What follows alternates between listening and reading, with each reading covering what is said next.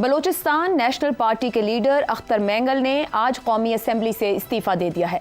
जबरी गुमशुदगियों, इंसानी हुकूक और ऑपरेशन समेत बलूचिस्तान के दूसरे मसाइल पर भी आवाज़ उठाने वाले अख्तर मेंगल ने अपनी सियासत आइन के दायरे के अंदर रहते हुए की।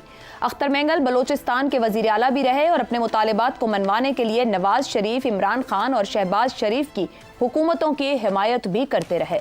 2018 के इंतखाबात के बाद हाइब्रिड निज़ाम के तहत बनने वाली हुकूमत के इत्तेहादी और फिर अप्रैल 2022 के बाद शहबाज हुकूमत के इत्तेहादी रहने वाले अख्तर मेंगल को आखिर आज इस्तीफा क्यों देना पड़ा? अख्तर मेंगल ने कहा है कि वो अपने लोगों के लिए कुछ नहीं कर सके। वो रियासत, सदर, वजीर आज़म और पूरे निज़ाम पर अदम एतमाद का ऐलान करते हैं। बलूचिस्तान के मामले पर लोगों की दिलचस्पी नहीं। जब भी इस मसले पर बात करें तो ब्लैकआउट कर दिया जाता है। मुल्क में सिर्फ नाम की हुकूमत रह गई है। इस सियासत से बेहतर है वो पकौड़े की दुकान खोल लें। बलूचिस्तान के मसले पर असेंबली का इजलास बुलाना चाहिए था। अपने इस्तीफे में अख्तर मेंगल ने लिखा है कि बलूचिस्तान के हालात ने उनको ये कदम उठाने पर मजबूर किया। सूबे के हालात को इस ऐवान में नज़रअंदाज किया जा रहा है।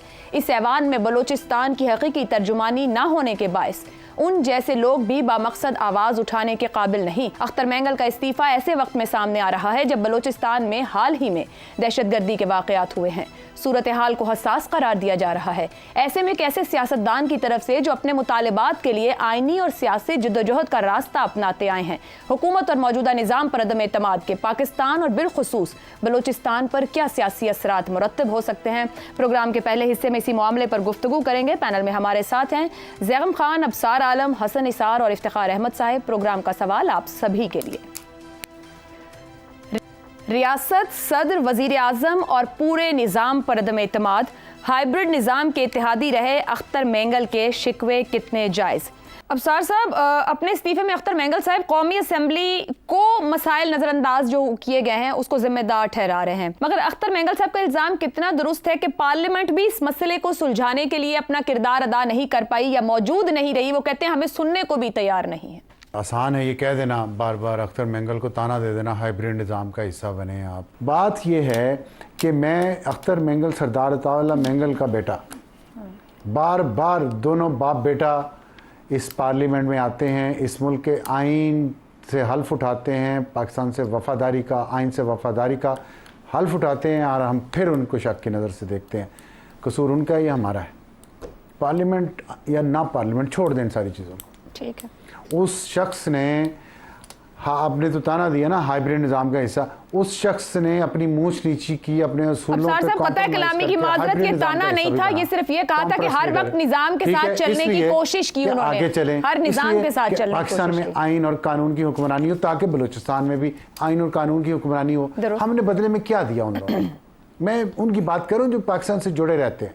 जैसे अभी ज़ैगम खान साहब ने बात की है डॉक्टर अब्दुल मालिक की, महमूद अचकज़ई की, हासिल बिज़ंजो की, और जिस चीफ मिनिस्टर का उन्होंने नाम नहीं लिया वो जो रात को जागता और दिन को सोता था, कुद्दूस बिज़ंजो। मेरा दिल दुखता है कि मैं किसी को कहूँगा पाकिस्तान के रकबे के लिहाज से सबसे बड़े सूबे का चीफ एग्जीक्यूटिव इसको लगवाया, जिसने लगाया, जिन्होंने, उनसे कोई पूछेगा कि आप हमारा मजाक क्यों उड़ाते हैं? ऐसे लोगों को आगे लाके हमारे सर पर बिठा के, जिससे हर कोई उठ के जमहूरियत को, सियासतदानों को ताने देता है। लाता कौन है उनको? क्यों नहीं डॉक्टर अब्दुल मालिक को आपने 2.5 साल से ज्यादा हुकूमत करने दी? क्यों हासिल बिज़ंजो को चेयरमैन सेनेट नहीं बनने दिया? अख्तर मेंगल क्या करे? कितनी बार वफाक के पास आए अपने झोला उठा के, वफाक उसको बदले में क्या देता है? बलूचिस्तान में हालात देखे क्या है? उसे सियासत करनी है, वहां पे लोगों में जाना है, जान को खतरा है।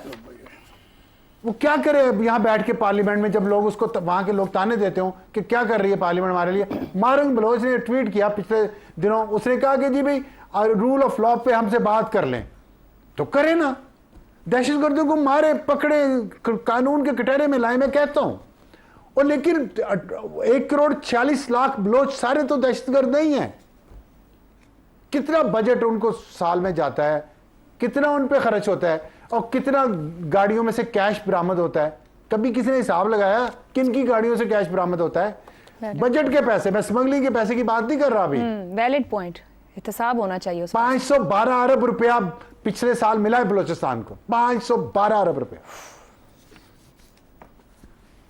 78 लाख नौजवान हैं, हर एक को 1 लाख रुपया महीने का दें तो 64 करोड़ रुपया महीने का बनता है टोटल, 9 अरब 36 करोड़ रुपया साल का। अगर 1-1 लाख रुपया घर बिठा के भी दें, 65% पॉपुलेशन नौजवान, हालांकि उसमें बच्चे भी होंगे और कुछ रोजगार पे भी होंगे, मैं एक ऐसी बात एक एस्टिमेट कर रहा हूं, और उनको कोई रोजगार सिखा दे, नहीं करना ये काम।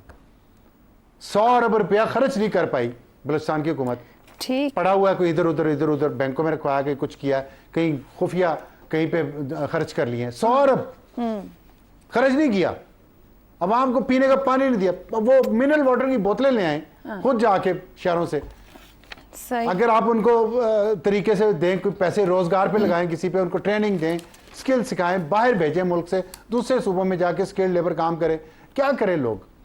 सरदार बिठाए हुए हैं आपने ऊपर, एक एलीट वहां की है, बलोच एलीट, उसको साथ मिला हुआ है, सब लगे हुए खाने पीने पे, पाकिस्तान की फिक्र किसी क्यों नहीं है? ठीक हो गया। इफ्तिखार साहब, जितनी गुफ्तगू जो सबने गुफ्तगू की, शिकवे जायज़ समझ में आ रहे हैं, पूरे निज़ाम पर अदम एतमाद कर रहे हैं मैंगल साहब, क्या सदर वजीर आजम को उनसे बात करके उन्हें कौमी धारे और निज़ाम में लाने की जरूरत है? जो श्योरिटीज़ मांग रहे हैं, क्या सदर और वजीर आजम वो दे पाएंगे, दे सकते हैं? इन्होंने इस इस्तीफे में कोई श्योरिटी नहीं मांगी।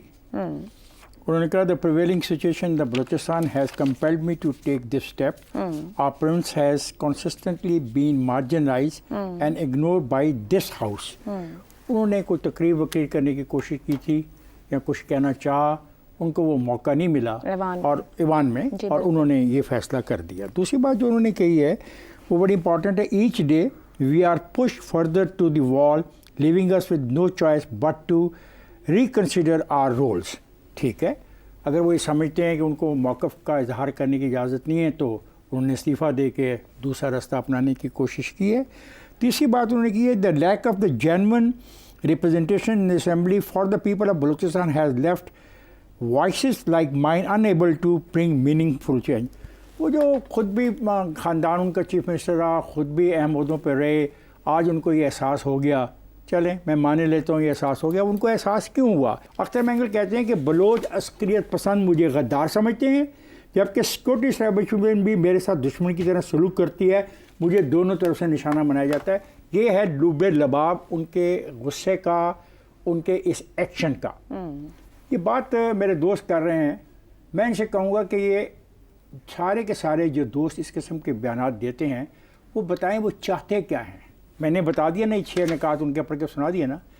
इसमें आवाम के लिए क्या है, उनकी बेहतरी के लिए क्या है, फ्यूचर का विजन क्या है, क्या रोड मैप क्या है, वहाँ पे इन ज़्यादतियों को ख़त्म करने को। ये एक स्पेसिफिक ज़्यादतियों की बात करते हैं जो इनकी रिस्पॉन्सिबिलिटी थी जब ये इक़्तिदार में रहे।